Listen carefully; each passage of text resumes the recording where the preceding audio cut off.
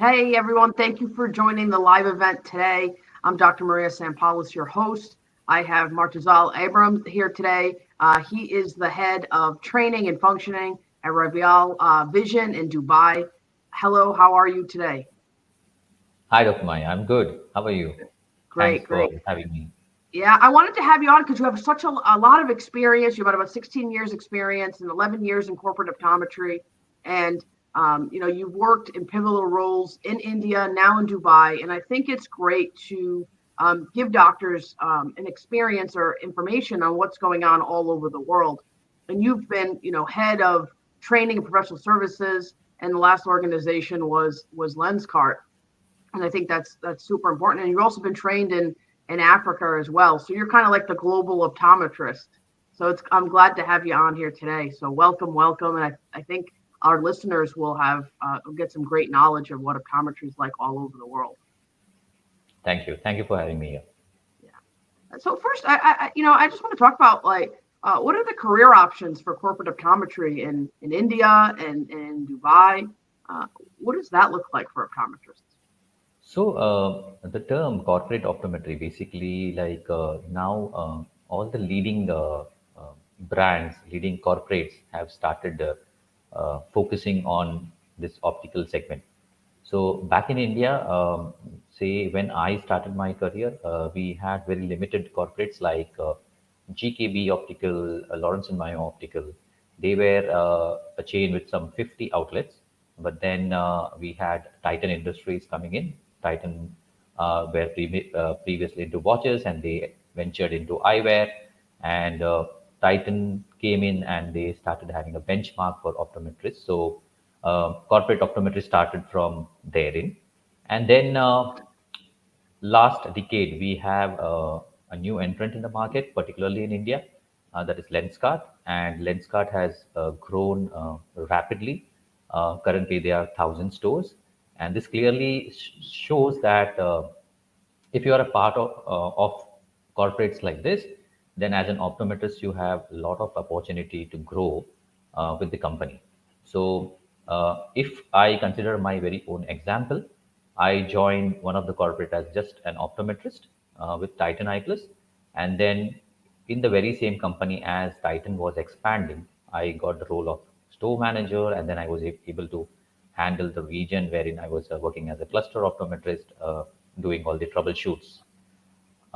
Coming to Lenskart, I joined there as a trainer initially, and then as the company was expanding, had an opportunity to grow from trainer to regional manager to national manager. Now, this regional manager and national manager both happen to be in training segment, luckily for me, and uh, basically in training, I used to cover all the clinical aspects of how to do diffraction and then dispensing. So back in India, if I talk about the practice, we don't have a separate dispensing optician and optometrist. Generally, the optometrists themselves have to take care of both. So basically, the dispensing aspect of spectacles and everything is being taken care by optoms, and overall the professional service team, which we called in the previous organization at Lenscart, we were training both the aspects. So the new optometrists, when they come in, we train them on that. So career perspective, an optometrist can join in and then they can work as a optometrist at store doing clinical practice. From there on, they can become uh, say cluster optometrist for say about 10 stores. Then there on they become trainer. From there on they become regional manager and then national manager. So this is a hierarchy stepwise where people can grow, and like every 2 years you can see like company like Lenskart can offer it little early because the way they are expanding. But then at other corporates like Titan, it may take about 2.5 years for an optometrist to jump from one role to other role.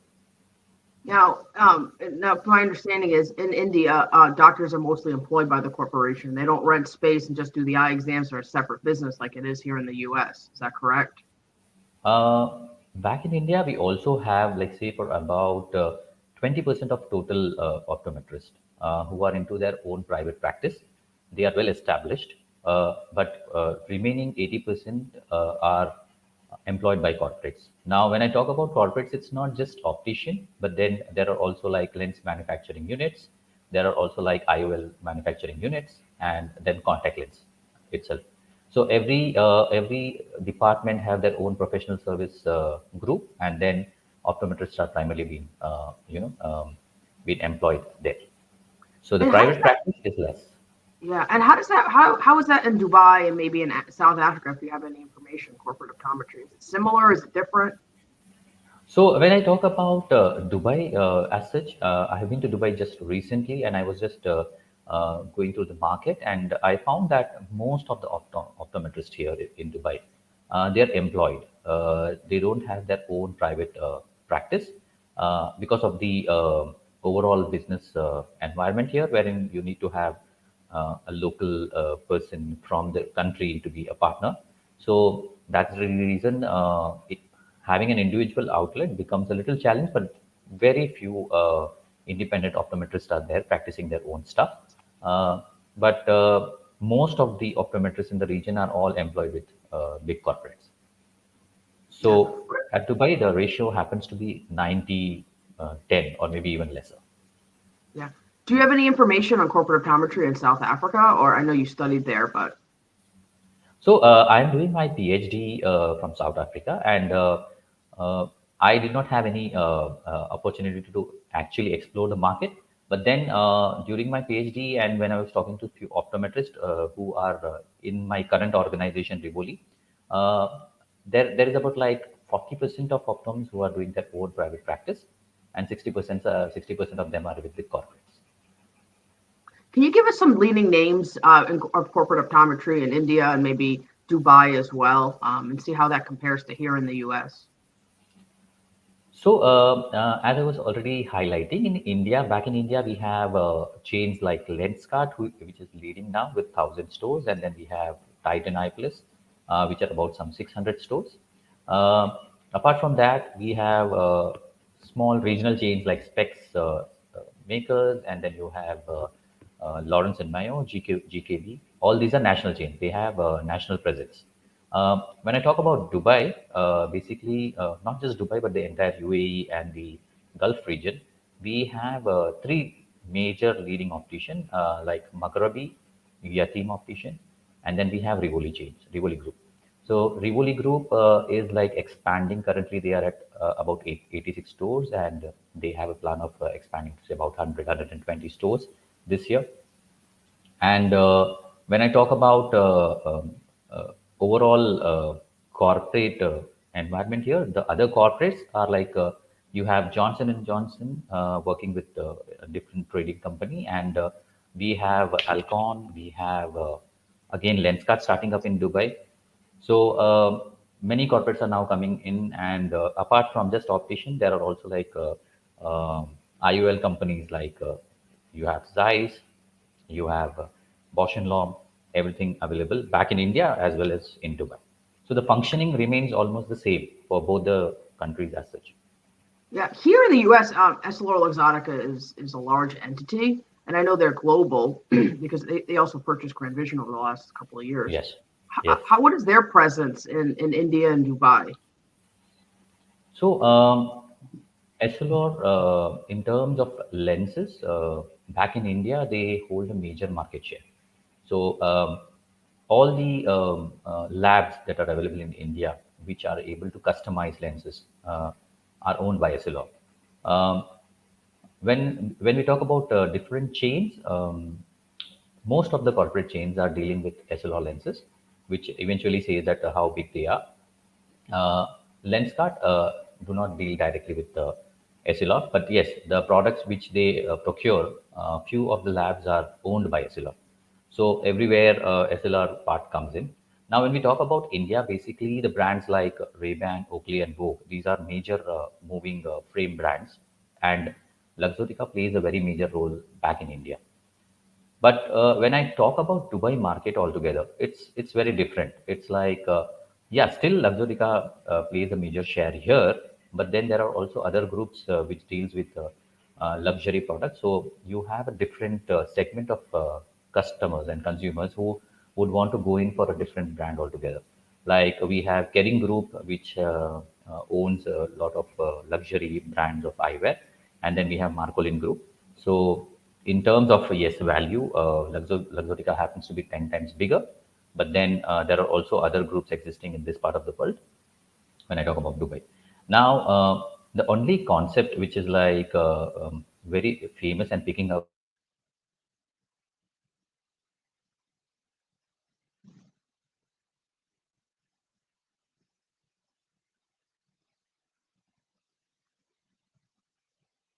No, we just have a glitch here. Let's see if it comes back.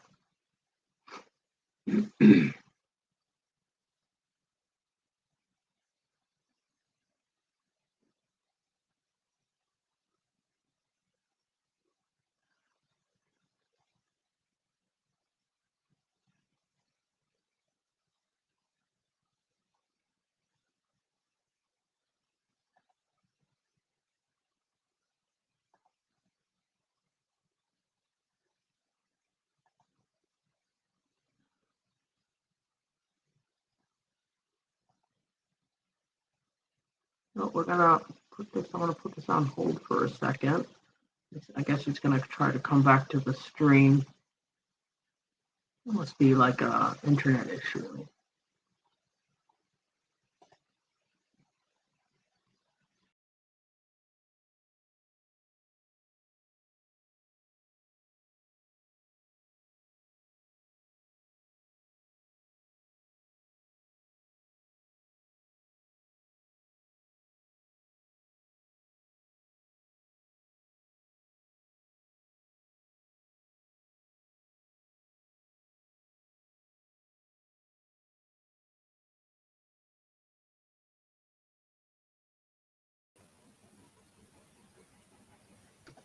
All right, well, we're back. Sorry, we lost a little bit of connection there.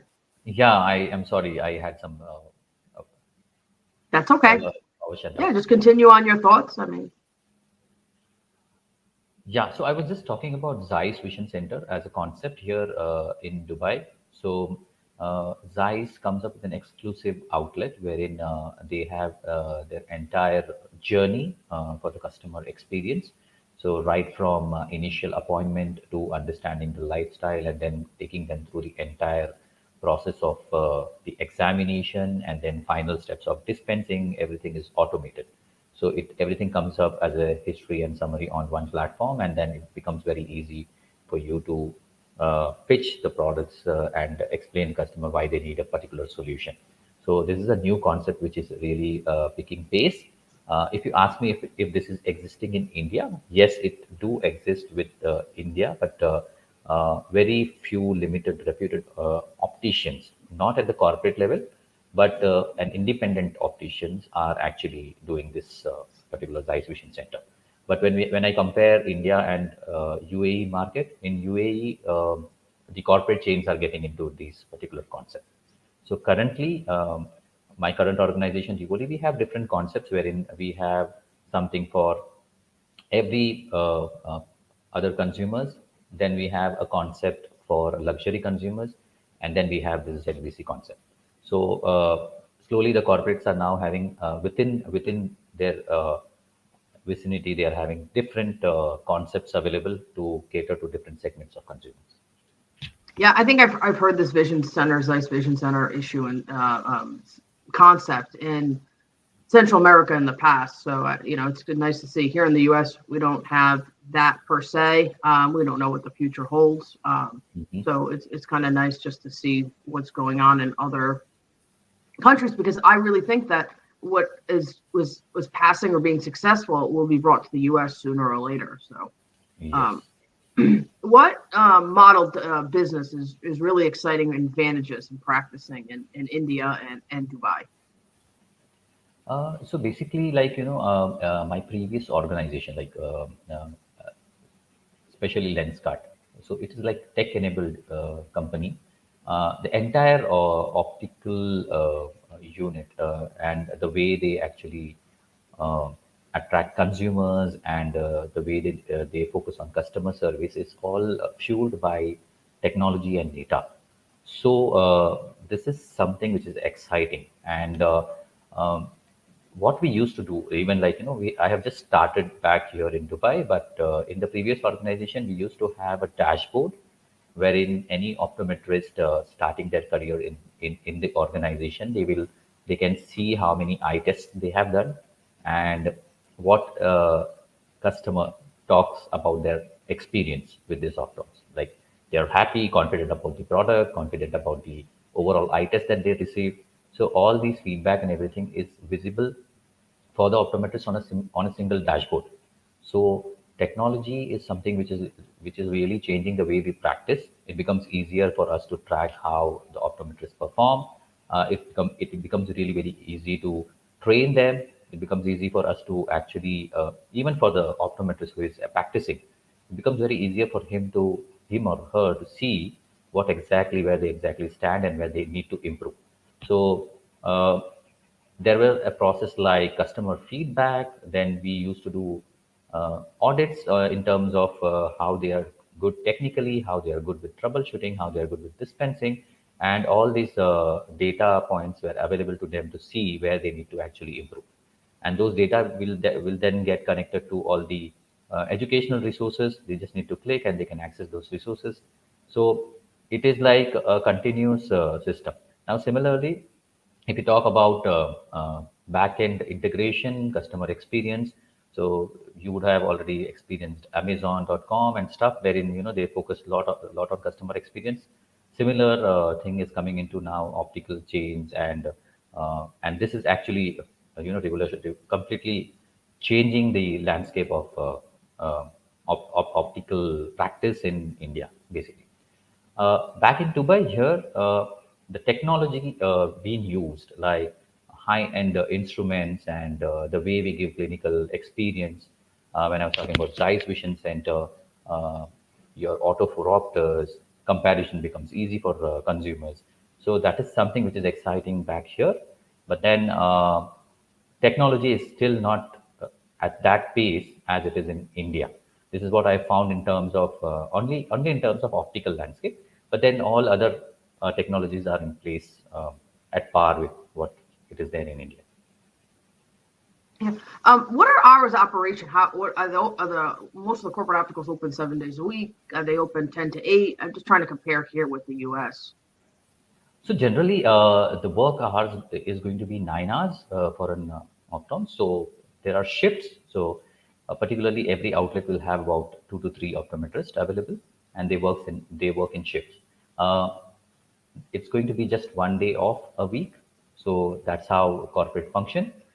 But then there are like uh, you have casual leave, you have paid leave. So those other additional leaves entitlements are always there.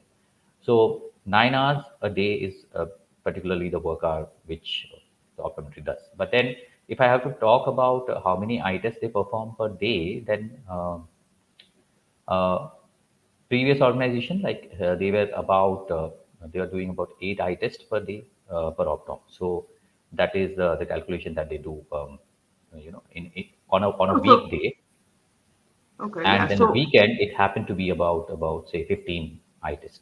okay, yeah. So I mean, they're there 9 hours a day, but they're basically seeing like one patient an hour then. Yes. Okay, so it's not okay. Um, and then what are salaries there? I mean, can you compare it? Do you have an idea to compare it to the U.S. and things like Okay, that? so in US dollars, I think the monthly salary for an optom average would be about something between 380 to $400, and yeah, yearly it will work on to about say between $5,000 to $6,000. Okay, so it's significantly different. It's a lot different, but I mean, in a country where things are much cheaper in general, so that's good to know there.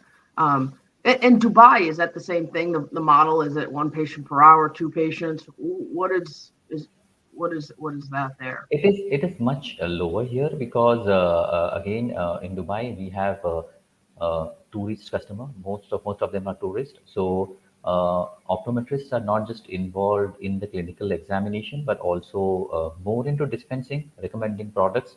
So the sunglass share happens to be little on a higher side when we compare to any other optical retail market across the world. So the share of sunglass here back in Dubai is more. So dispensing happens to be the major this thing set up compared to the clinical workings. So an optometrist on average does about 2 to 3 eye tests a day.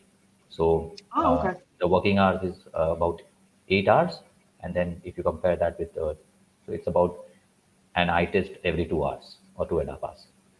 Okay, but are they doing the full exam and then they're also dispensing glasses and fitting glasses as well? So they're doing all Yes, that too. Because here in the correct. US, doctors will just focus on the exam, then they'll transfer it over to the optician. And if the patient comes to pick up their glasses, they do that. Now, are glasses made on site?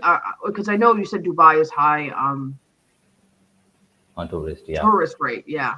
Yeah. So the few glasses, like when we say FSV, the stock lenses, if the power range falls within that, then it has been given in 2 3 hours. But then if it is an RX range, then it takes about 3 to 4 days to dispense them.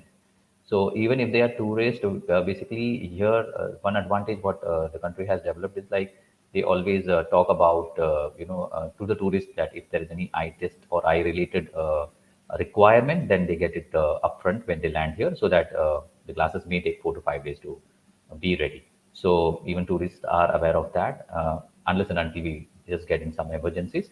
But then yes, we do also have labs here to support just in case there is, say, 1 or 2 such cases which we need to cater to. Yeah, that's great. Thank you so much for joining us today for this live event. Sorry, everyone, for the glitch. It happens with the live event. But it's just great to get information on optometry, corporate optometry in India and Dubai, and just see how it differs here with the US. Because for me, it's exciting to learn all this different stuff and just to connect with optometrists all over the world. I think it's good to kind of work together to build our profession and expand. Because I know each country has different scopes of practice and things like that. And if here at the Yeah. US we can help optometrists all over the world, why not? And better care for our patients and better for our industry. So I want to thank you so much for joining us. If somebody wants to contact you, can you provide your email address? Yeah, so it's emurtuza@gmail.com. Maybe I'll just put up on a chat as well if you want, so that. Sure. And then yeah, and then people can comment. You can put it there as well as people watch, Yeah. the video as well after the fact. But thank you so much for joining us, and it's been a pleasure.